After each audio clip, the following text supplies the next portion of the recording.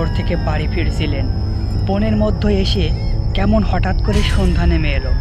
চারিদিকে শিয়ালের ডাক, সে যেন এক ভয়ঙ্কর জায়গা। তার তখন গা থমথম করছিল। কি করবে সে তখন বুঝতে পারছিল না। একটু সামনে এগোতেই সে একটা বাড়ি দেখতে পেল।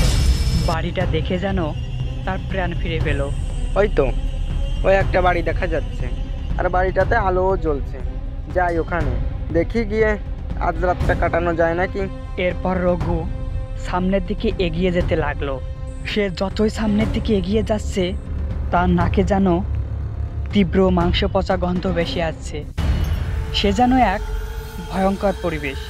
এরপর সে বাড়ির ভিতর প্রবেশ করলো।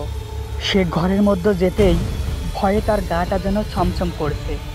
তারপর সে কিছুটা সাহায্য গিয়ে বলল, বাড়িতে কি কেউ আছেন? আজ রাতে কি একটু আশ্রয় পাওয়া যাবে? এরপর একটি সুন্দরী মহিলা তার সামনে এলো। কে কে তুমি? তুমি এখানে কি চাও? আর এসেছই বা কেন? এখানে তো অনেক বছর ধরে কেউ আসে না, তাহলে তুমি কেন এসেছো? এই কথা শুনে রঘু কিছুটা ভয় পেল। এরপর সে মহিলাটাকে জিজ্ঞেস করলো, তাহলে তুমি এখানে কি করছো? তুমি কে? আমি আমি হলাম ডাইনি।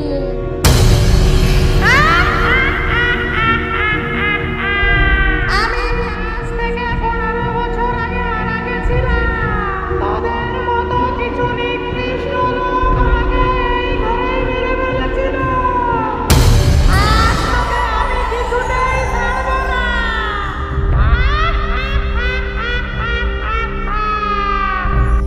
কিন্তু আমি তোমার কি ক্ষতি করেছি?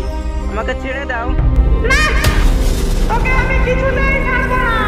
তোকে আজ আমার হাতে মরতেই হবে। এরপর ডাইনি রঘুকে মারার জন্য সামনের দিকে এগিয়ে গেল।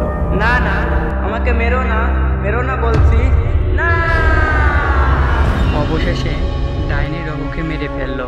তো ছোট্ট বন্ধুরা, তোমরা কখনো একা একা বন জঙ্গলে যাবে না।